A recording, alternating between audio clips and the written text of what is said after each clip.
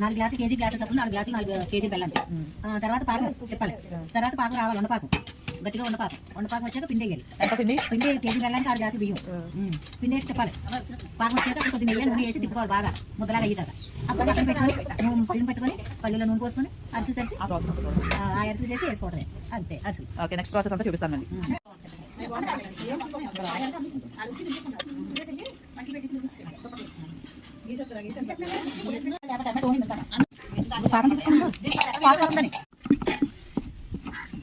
అరిసెలు పాకం వచ్చింది, ఇది ఇలా ఉండాలి పాకం, ఉండపాకం.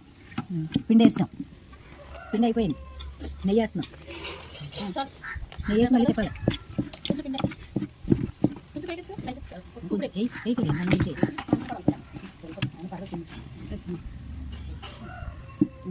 ఏదో ఒక తిప్పాను.